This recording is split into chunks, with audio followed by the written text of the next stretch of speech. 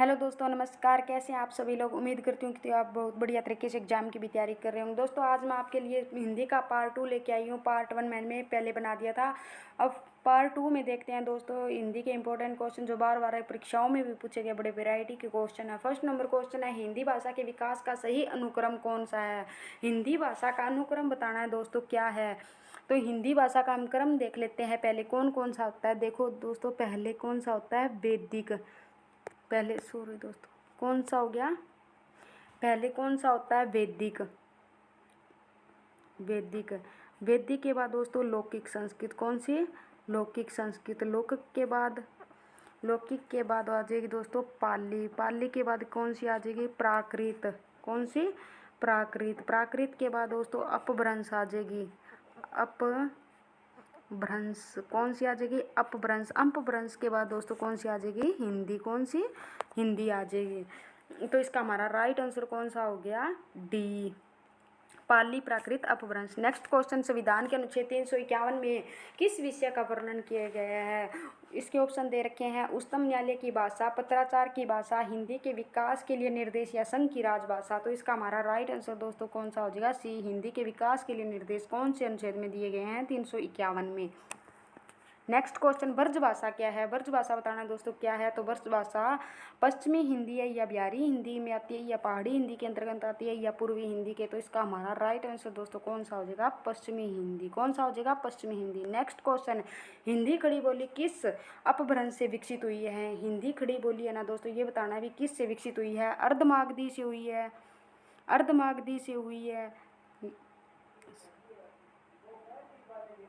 अर्धमागधी से, शोर सैनी से या ब्राचड़ से या मागधी से। तो इसका हमारा राइट आंसर दोस्तों कौन सा हो जाएगा, शोर सैनी से। नेक्स्ट क्वेश्चन, हिंदी की आदि जननी है। हिंदी की आदि जननी बताना है दोस्तों कौन सी है। तो इसका हमारा राइट आंसर संस्कृत हो जाएगा दोस्तों, या लौकिक या लौकिक संस्कृत। अगर हिंदी की आदि जननी, आदि जननी पूछ ले या कौन सा पूछ ले, उत्पत्ति पूछ ले, उत्पत्ति। कौन सा पूछ ले, उत्पत्ति। उत्पत्ति तो किस से हुई है दोस्तों, संस्कृत से हुई है। किस से हुई है, संस्कृत से। नेक्स्ट क्वेश्चन, हिंदी वर्णमाला में अयोग व वर्ण कौन से हैं। ये बताना है भी अयोग व वर्ण कौन से हैं। तो दोस्तों अयोग व, पहले संधि विच्छेद करके देख लेते हैं कौन से हैं। अयोग वह,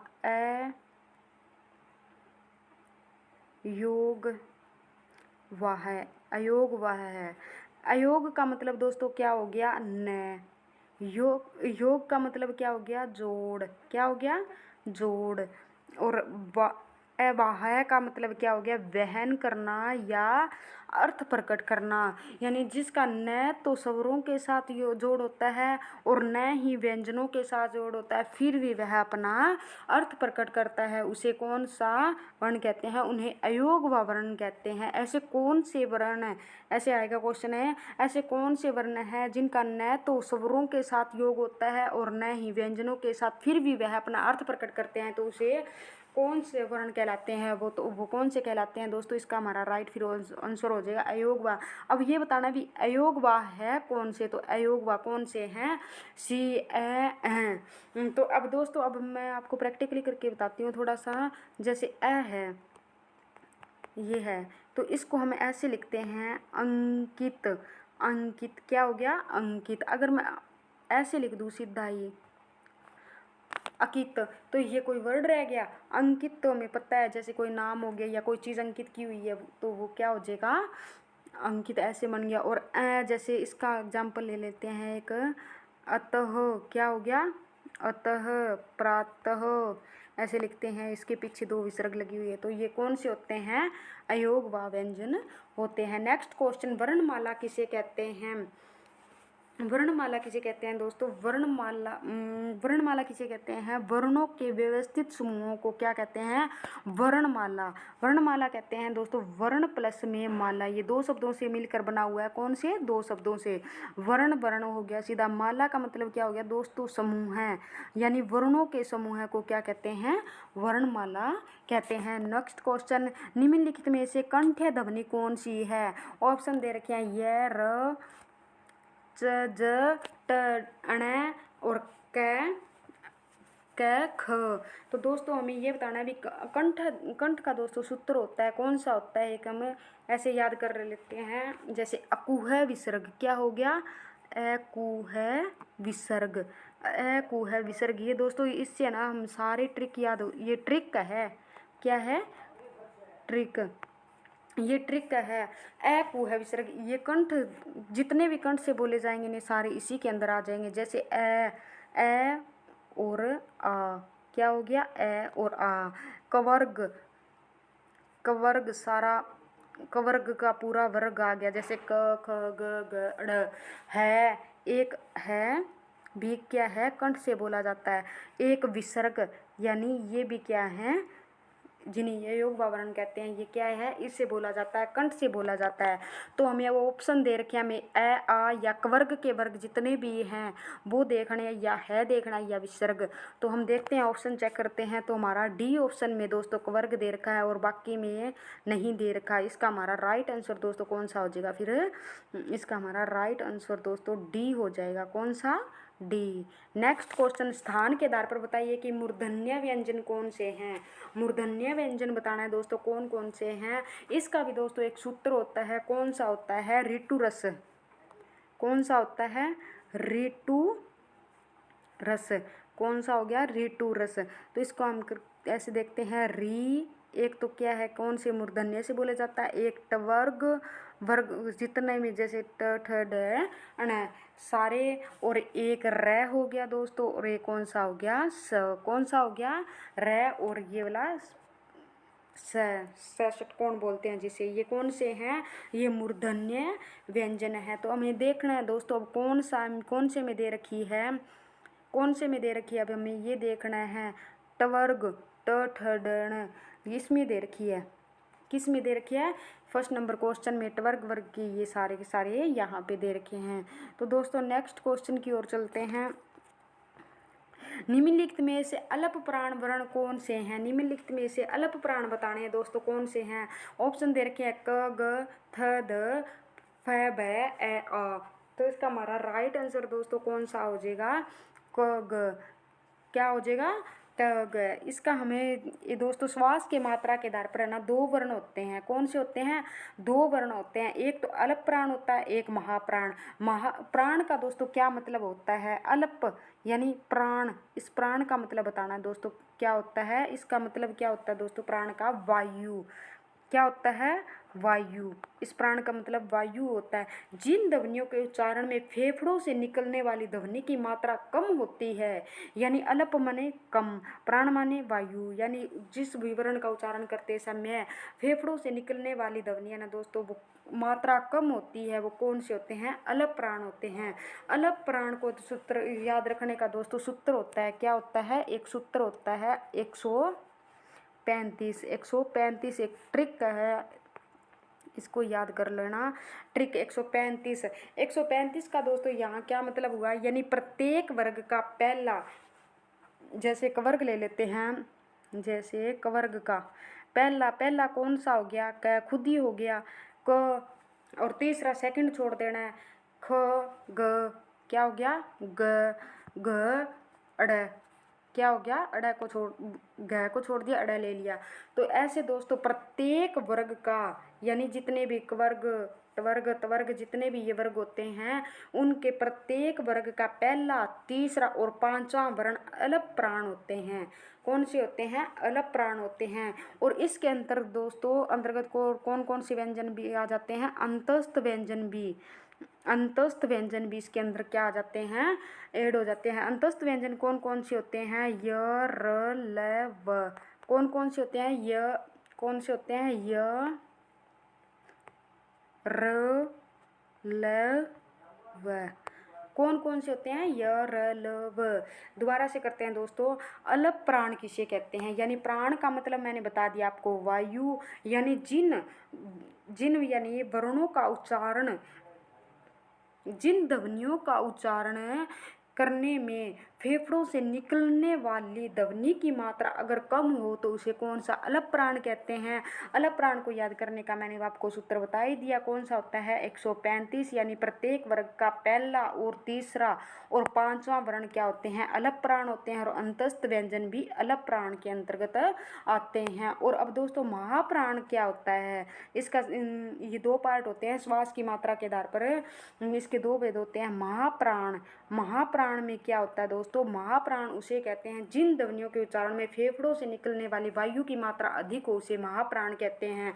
और महाप्राण को याद करने का दोस्तों सूत्र क्या होता है 24, क्या होता है 24। 24 का मतलब क्या हुआ, यहाँ पर प्रत्येक वर्ग का दूसरा और चौथा वर्ण क्या कहलाता है, महाप्राण कहलाता है। और इसके अंतर्गत दोस्तों उसम व्यंजन भी आ जाते हैं महाप्राण के अंतर्गत, उसके अंदर अंतस्थ व्यंजन आएंगे, इसके अंदर कौन से आएंगे, उसम व्यंजन। कौन से आएंगे, उसम व्यंजन। उसम व्यंजन दोस्तों किसे कहते हैं, यानी उस माने क्या होता है गर्म, यानी जिन वर्ण का जो हम शब्दों का उच्चारण वर्णों का उच्चारण करते हैं तो हमारे मुख से क्या है गर्म हवा निकलती है, तो उससे कौन सा कहेंगे, उसम व्यंजन कहते हैं। जैसे आप बोल के देखो श, श बोलोगे दुआ श, एक श षटकोरण, एक कौन सा हो गया स स्लेट वाला, और एक हल वाला, ये चारों वर्ण दोस्तों क्या कहलाते हैं, उसम व्यंजन कहलाते हैं। और उसम व्यंजन और 24 वाला फार्मूला, कौन सा 24 वाला फार्मूला, ये कौन, ये सारे के सारे महाप्राण के अंतर्गत आते हैं। अलप प्राण के अंतर्गत दोस्तों कौन सा फार्मूला था 135 का, क्या था 135 का। नेक्स्ट क्वेश्चन दोस्तों क्या है, निम्नलिखित में से नासकीय व्यंजन कौन से हैं, नासकीय व्यंजन बताने हैं भी दोस्तों कौन से हैं। प्रत्येक वर्ग का, नासकीय व्यंजन किसे कहते हैं पहले ये देखना है दोस्तों, नासकीय व्यंजन उसे कहते हैं प्रत्येक वर्ग का अंतिम वर्ण होता है वो क्या होता है, नासकीय व्यंजन होता है। जैसे दोस्तों कवर्ग हो गया, कवर्ग, कवर्ग के बाद कौन सा परिवार आ गया, चवर्ग वाला, चवर्ग के बाद कौन सा आ गया तवर्ग, तवर्ग नहीं टवर्ग, टवर्ग के बाद दोस्तों कौन सा हो गया तवर्ग, कौन सा आ गया तवर्ग, तवर्ग के बाद दोस्तों कौन सा आ गया पवर्ग, कौन सा आ गया यानी पवर्ग, कौन सा आ गया पवर्ग। तो अब दोस्तों कै का कौन सा हो गया अड़, कौन सा हो गया अंतिम वर्ण अड़ हो गया। और चवर्ग का दोस्तों क्या हो गया अण, जिसे इन्हें खाली बोलते हैं। टवर्ग का दोस्तों क्या हो गया अण, क्या हो गया अण। तवर्ग का दोस्तों कौन सा हो गया, तवर्ग का न, और पवर्ग का कौन सा हो गया मैं। ये दोस्तों ये जितने भी अंतिम वर्ण है दोस्तों ये क्या कहलाएंगे, नासकीय व्यंजन। जैसे आप बोल के भी देख लो अड़, अण, अण, न, म, ये क्या हो गया नासकीय व्यंजन। अब ऑप्शन नंबर फर्स्ट में क्या दे रखा है अण, क्या हो गया अण, तो ये क्या हो गया इसका हमारा राइट आंसर अण।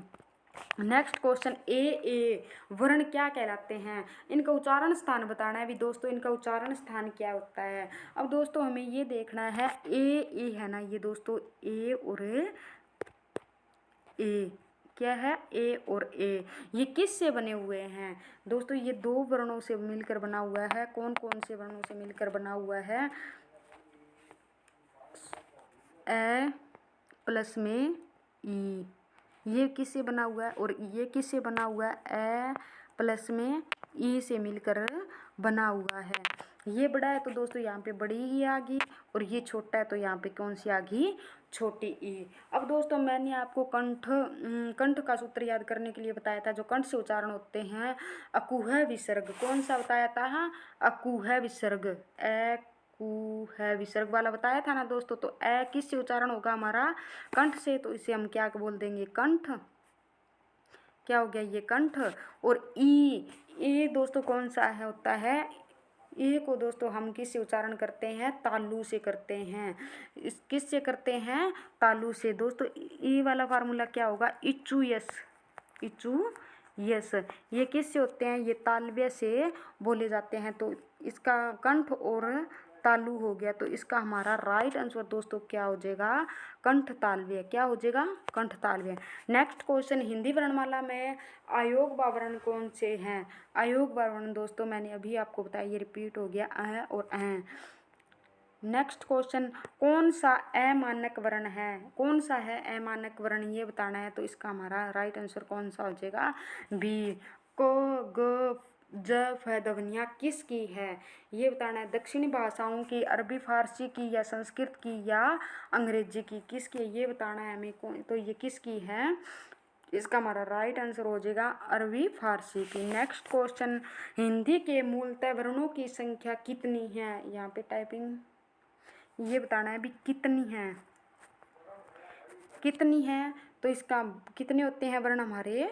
52 होते हैं। अगर सामान्य वर्ण पूछ ले, सीधा मूल वर्ण पूछ ले तो कितने हो जाएंगे? 52। अगर सामान्य वर्ण पूछ ले तो कितने होते हैं? 44। कितने होते हैं? कितने होते हैं हमारे मूल वर्ण, सामान्य वर्ण? मूल तो हो गए कितने? 52। और सामान्य कितने हो गए? 44। नेक्स्ट क्वेश्चन, अक्षय ध्वनि किसके अंतर्गत आती है, ये बताना है दोस्तों। ये घोष वर्ण के अंतर्गत आता है, या संयुक्त वर्ण के अंतर्गत आता है, या तालव्य स्वर के तालव्य के अंतर्गत आता है, या मूल स्वर के अंदर। संयुक्त व्यंजन दोस्तों, संयुक्त व्यंजन कितने होते हैं पहले तो हमें ये देखना है। संयुक्त व्यंजन, संयुक्त व्यंजन होते हैं दोस्तों कितने होते हैं? अक्षय, त्र, अज्ञ और श्रय। ये क्या दोस्तों? ये चारों को चारों संयुक्त व्यंजन है। तो क्षय किस में है? संयुक्त व्यंजन में। तो इसका हमारा राइट आंसर दोस्तों क्या हो जाएगा? बी। ये क्या है? संयुक्त व्यंजन है। अब अक्षय देखना है दोस्तों, ये किस से बना हुआ है? ये बना हुआ है दोस्तों क प्लस में श प्लस में किस से मिलकर बना हुआ है? अक्षय। क्षय किस से बना हुआ है? क्षय से। इसी प्रकार दोस्तों त्रय, त्रय हमारा किस से बना हुआ है? किस से बना हुआ है ये देखना है। त्र, तो प्लस में र प्लस में ओ, त्र, इससे मिलकर बना होता है ये दोस्तों। त्रय के बाद दोस्तों ज्ञ, ज्ञ। अब हम तो ऐसे बोलते हैं ना ज्ञ, अज्ञ ज्ञानी बोलते थे जिसे हम। तो ये किस से मिलकर बना हुआ है? ज प्लस में अण प्लस में ए से मिलकर बना होता है। इसी प्रकार दोस्तों श्रय, श्रय किस से मिलकर बना हुआ है? श प्लस में र प्लस में ए से मिलकर बना हुआ है।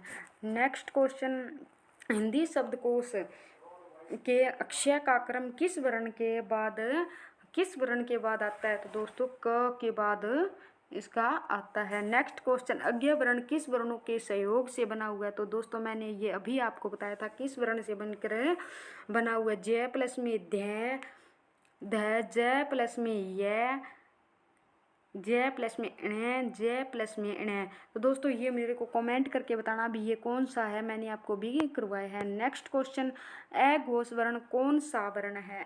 अघोष वर्ण बताना है दोस्तों कौन कौन से हैं। अघोष वर्ण अ, ह, स, ज या झ। तो इसका हमारा राइट आंसर है कौन सा हो जाएगा?